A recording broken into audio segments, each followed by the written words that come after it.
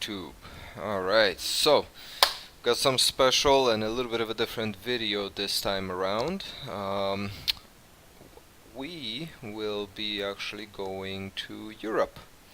So I've never made a video like this before, so please excuse all the mistakes in advance. And yeah, let's hope that this video series will actually turn out awesome. So first thing, what I will be doing here is in the first episode, kind of going over like the planning steps and kind of like what I found out about all buying a motorcycle in Spain and renting and all the different hurdles that you may encounter, and hopefully this helps out somebody. And helps them out with a little bit of a research, gives them a bit of a go ahead. I mean, I had to look for a whole lot of things in forums, in Googling stuff, and unfortunately Google uses your location as well, and it gives you results based on that. So that's kind of downer, really, pain in the behind. So yeah, without further ado, let's start and see where it goes. This is all experimental, so I don't know how it's going to turn out, and I'm gonna try and not do too many retakes here. So if I make a lot of mistakes, so be it. So what you see on the screen here is essentially kind of the outline of the trip that I'm planning to do, and it will be one-way trip. So it's kind of basically that's one of the major problems with this trip. I know everybody's like, "Oh yeah, it's gonna be easy. Just go ahead, rent a bike, and you know everything's gonna be fine." However, because it is a one-way trip across several countries, renting a bike, especially on a budget, is proving to be quite the impossibility, really. So, with that in mind, I mean, if anybody has any suggestions, I've looked at a lot of different rental companies from Spain, from other countries. I've tried to actually, before buying the plane tickets and finalizing kind of the plan of the trip, I was thinking of even starting in Romania and then going down to Spain. Some of them said, yeah, it's possible. Others said, no, it's impossible to rent a bike. Some of them were like, yeah, for extra charges, we can definitely, transport the bike back for you, pick it up, etc. However, those extra charges in total with the rental come close to like 5,000 euros. So I'm like, that's a little outside of my budget. So starting with a budget, I guess. My plan for the bike was to spend no more than 2,500 euros. That includes everything. And so that's essentially where mostly all the troubles have started. So within that budget is, and being one way, it's pretty darn impossible to rent a bike. Now, so I switched over to essentially buying one. So now where am I going to buy one? Am I going to buy one from Romania? Am I going to buy one from Spain? After many plans, meeting up with people, etc., ended up that I'm going to start my trip in Spain, and to be more precise, in Valencia. Now, buying a motorcycle in Spain is proving to be quite the nightmare, simply because in Spain, and from what I found out, many other European countries, you have to be a resident at least of the European Union, if not a resident of the originating country, in order to even be able to purchase a motorcycle or any kind of vehicle, really. So in Spain, to buy a vehicle, you will need somebody with that's a Spanish citizen, and they have this thing called a NIE number, which I guess serves for tax purposes. and without that you cannot purchase a vehicle in your name, which means also you cannot sell it in another country. Now luckily I do have some relatives in Spain, and they are willing to help me out, and they are willing to put the motorcycle under their name, which again comes with their own challenges, because now I will need insurance added, so they will have to be added onto their name. Also, we at the end of the year, apparently they get kind of a bill in the mail, kind of for the taxes for all the vehicles, so they might actually get slapped with that as well at the end of the year. Now, from what I understand, it's not too much. It's around 100, 150 euros for the year, which is not terrible. If they so happen to incur that charge one time, I'll pay them back, and no big deal. The trouble is when you go to actually sell the bike in Romania, because selling the bike in Romania, now you're exporting the bike from the previous country, which means when you're going to sell it in Romania, it has to be taken out of circulation from Spain and registered into a new name, whoever's going to buy it. So that still haven't been able to find quite a whole lot of information on that. That's going to be kind of a trial by fire, if you will. Once I get there, go to the police station, be like, hey, I got this bike, blah blah blah, etc. We'll see what happens. I'll keep you guys posted. So let's plan it out. So I have a few tools for a motorcycle trip, assuming that I do manage to purchase the motorcycle, no problem. Everything works out with the paperwork, which I'm still waiting to hear word on. We're gonna be starting out in Valencia. Before I go any further, one of the best websites to buy used motorcycle that I've personally found for Spain is this following here: Mil Anuncios. It has a ton of options to actually filter and get narrow down your search. And besides having private, it also has professional sellers as well, so all the dealers are going to be listing their bikes here as well. And it is local. Now obviously I don't really speak Spanish. I can kind of understand here and there, but not a whole lot, so thank you Google for the translation. And yeah, so let's basically this is where I found my bike, which will be a Yamaha 600. It's an old one. It's a 1998. It's got like 70,000 kilometers on it. So, however, it is from a dealer. They do have 1 year warranty with all their motorcycles. So I'm assuming that they will be good enough to actually it will be good enough to ride at least 5,000 kilometers that I'm planning on riding, and last me at least that.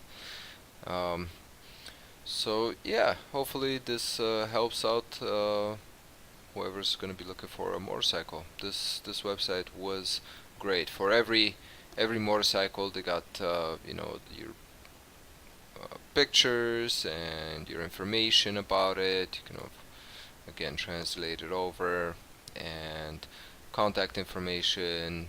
You can contact them by email. Sends you a copy of the email. It's great to keep track of these things, and yeah, good luck.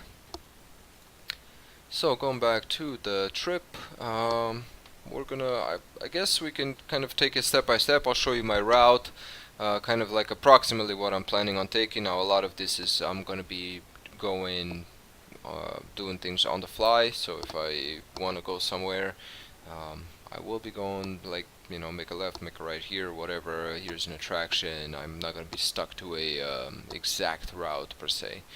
So I have a couple of tools for that. One, obviously the Google Maps with the directions, and secondly this curvy.de.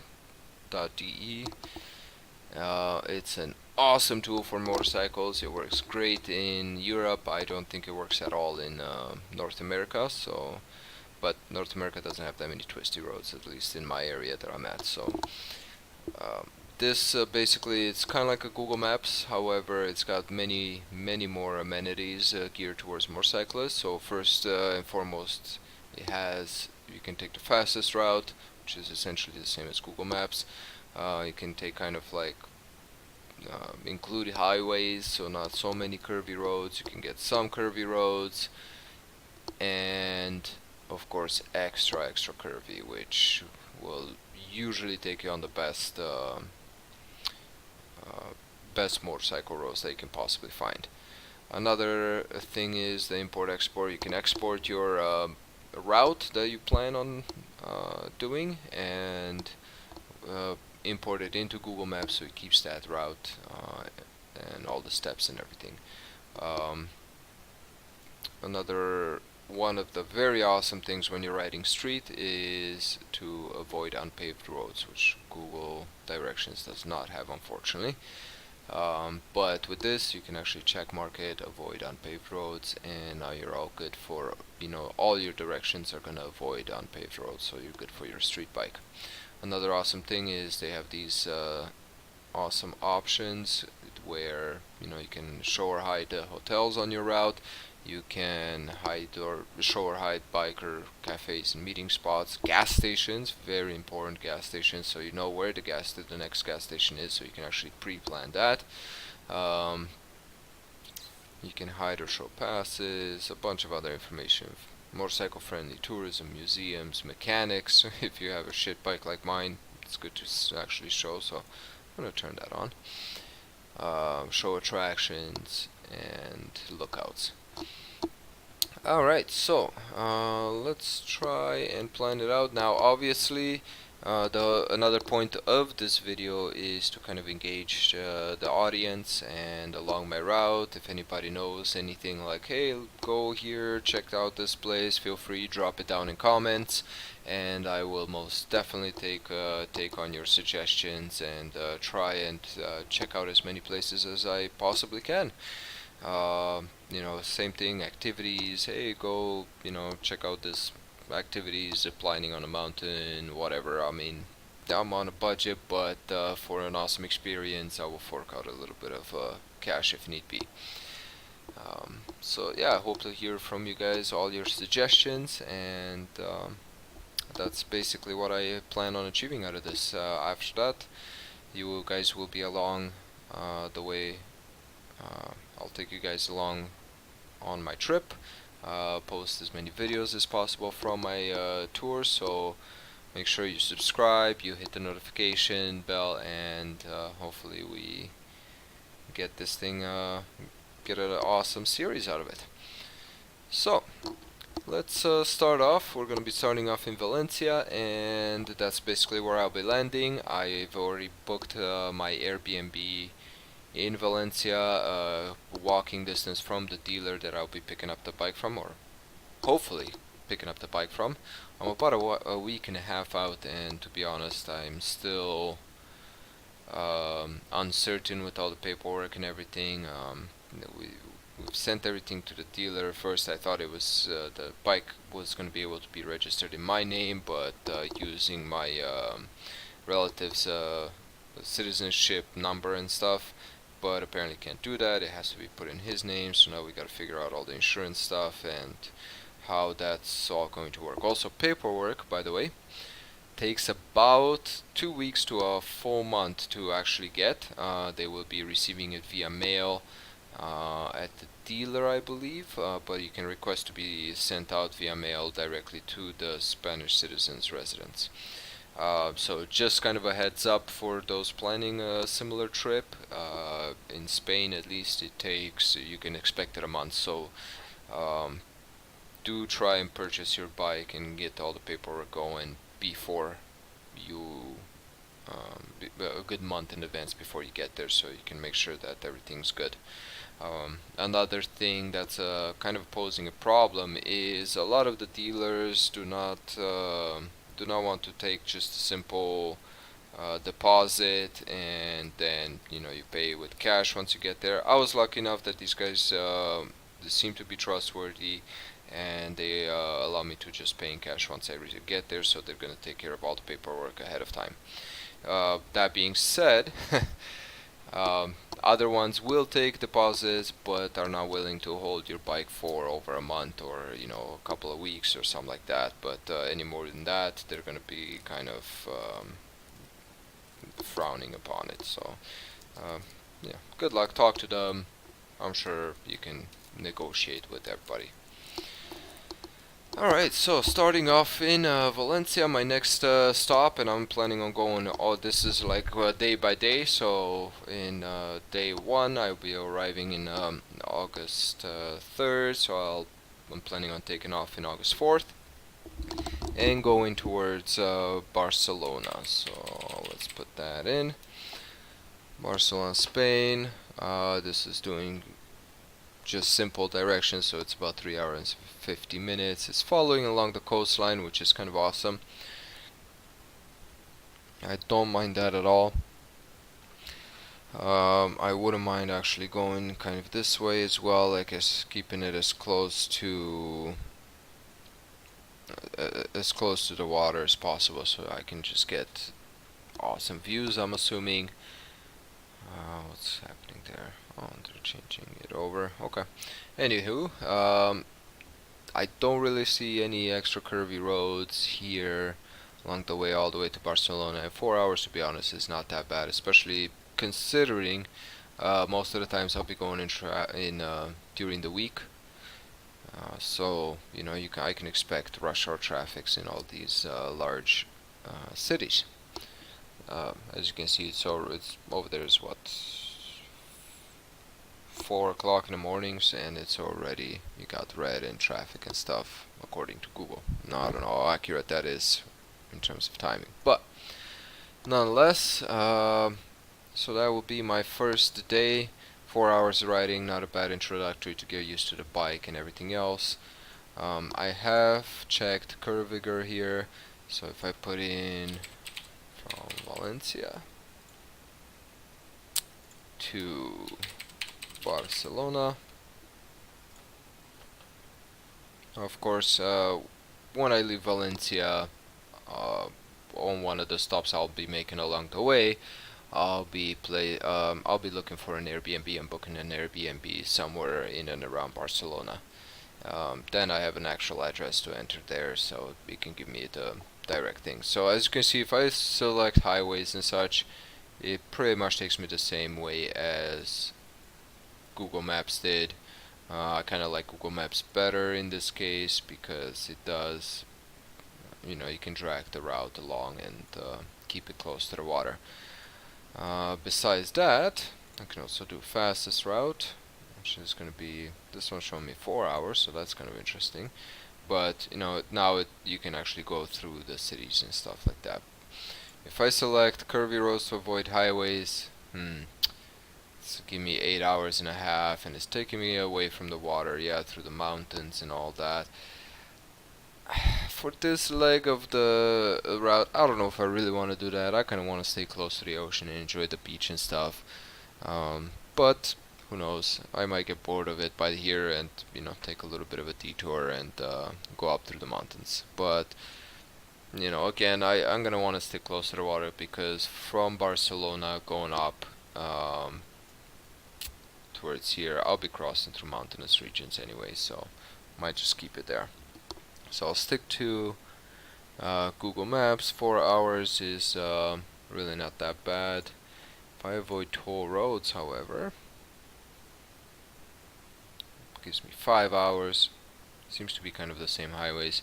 Toll roads, from what I understand, are not that expensive in Europe, so I don't really care not to actually hop on them. You can just pay at the toll, and it's not going to be that hugely expensive. From what I understand from some of my relatives, toll roads around Europe, they usually are going to run you about 200 bucks a year, 200 euros a year. So considering I'll be traveling about a month on them, I'll be alright. So that'll be my day 1. Stay one night in Barcelona. hopefully I can find some nice clean places, since it's such a tourist heavy area. It's my understanding that it's very hard to find something decent at a cheap price. Of course, I'm looking for cheap. So if anybody has any suggestions, they've been into hostels, I'm open to hostels, but if they got any particular Airbnbs or anything else that are clean, respectable and cheap, feel free to drop it in comments. So for the second leg of the destination from Barcelona, I'm planning on going all the way into Marseille.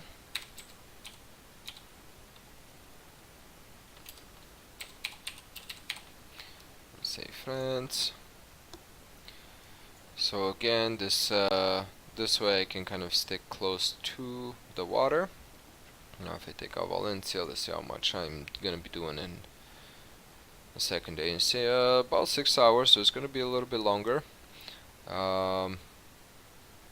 And also I will want to take some detours here. And let's see how much does it really add if I stick closer to the water. About an hour or something like that. Maybe I'll go that way. Across the border somewhere around. Ooh, that is looking really curvy. I like that. I definitely. Ooh, what is this? Train station? Shipping service rail? Yeah, okay. Anywho, I definitely like that, so I'm gonna stick it close to the water. Let's see what Curvy Girl does. So if I add sail,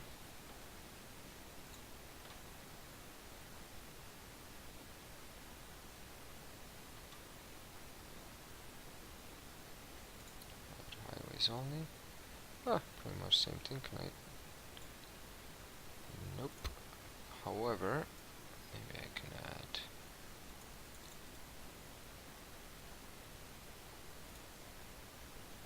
that. Huh. Wonder why it doesn't want to take me that way. Let's add squiggly. Twisty roads. Whoa. Let's get rid of Valencia here. Okay. So these are most definitely really nice roads. Wow. Wow, it's like somebody dropped a bunch of noodles on the screen. Yet again, I don't know if I really want to head upwards into the mountainous region, or I'm sure things might be a lot cheaper in terms of cost, the cafes and such around there, but I'm gonna try and stick close to the water. That kind of looks awesome. Also, I'd really like to pass through. Where's that? Is that over? Oh, Monaco. Okay, that's on the next day. So, yeah. I'll stick yet again with Google Maps because I don't mind that, and I can just drag it on to the highway very easily and keep it around there. I mean, these. It doesn't look like there's very much road over here, but it looks like an awesome beach to make a little quick pit stop and go for a quick bath. That'll be nice. However, this does seem to be kind of hugging. That looks cool. That most definitely looks cool. What is this?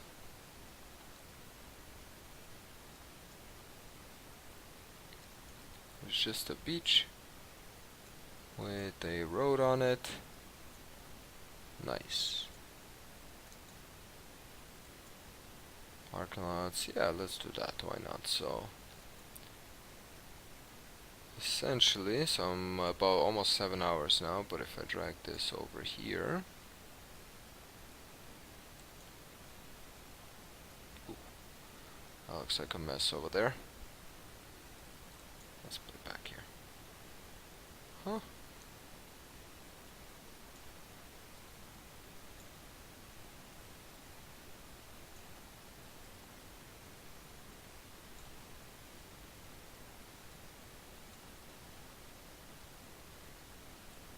Come on.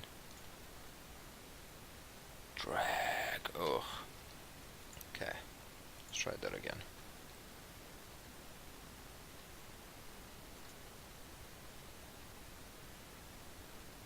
There we go.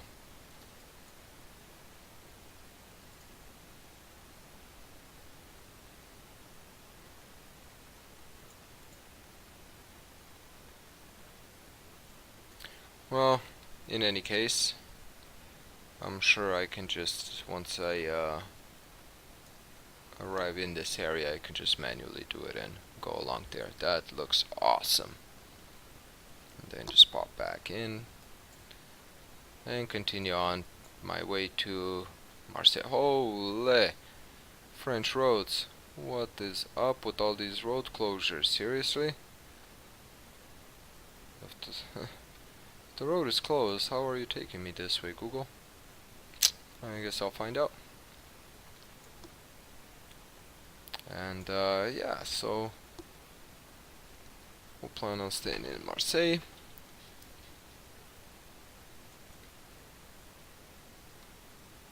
And from Marseille,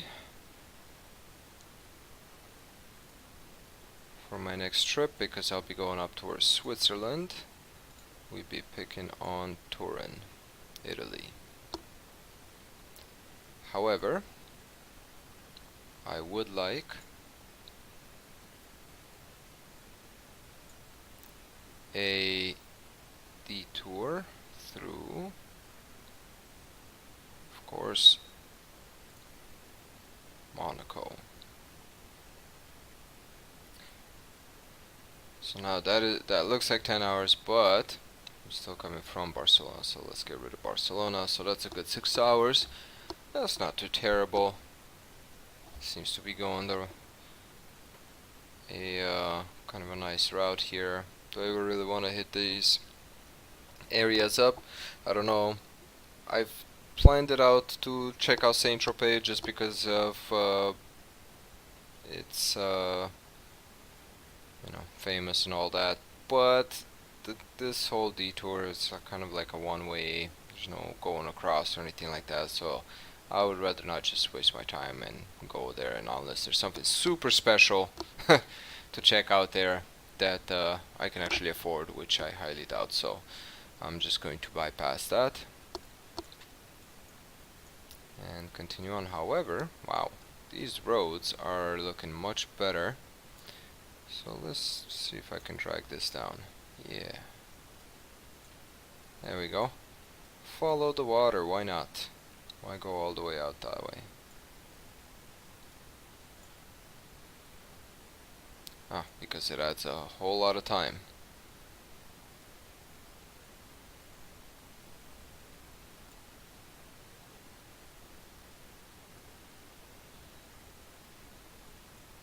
Let's see just how much time would it add.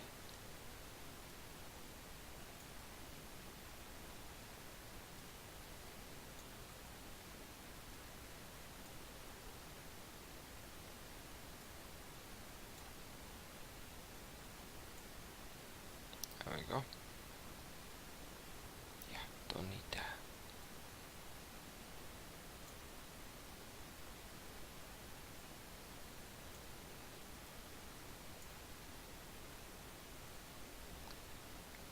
Most definitely don't need that. How do I drag you out of there? No, I can't. Okay, whatever. I'm gonna just figure it out. Yeah, thanks Google. But these roads look awesome. Absolutely fantastic. Yep. So I'll try and hug the water yet again. Check out Monte Carlo, Monaco, and then go into Italy.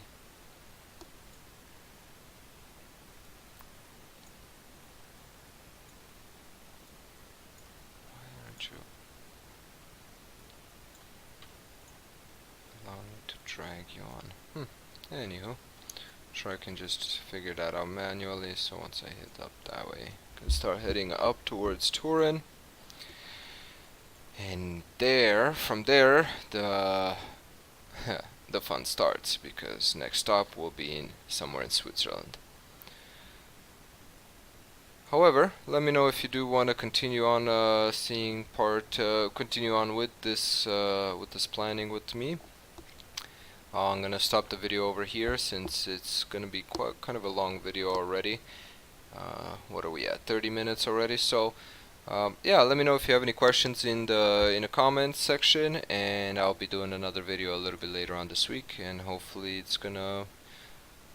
we can all benefit out of this, and I'll let you know where my friend is going to also join me. So far I will be traveling alone all the way up to, where's this, Innsbruck, Austria.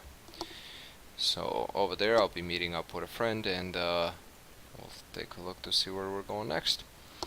Stay tuned, subscribe, make sure you leave comments with any questions that you may have. I'll try and answer them the best I can, and of course with any suggestions of what I can see along the way, what I can do, activities, etc. I'll be more than happy to try everything. Thanks, see you guys next time.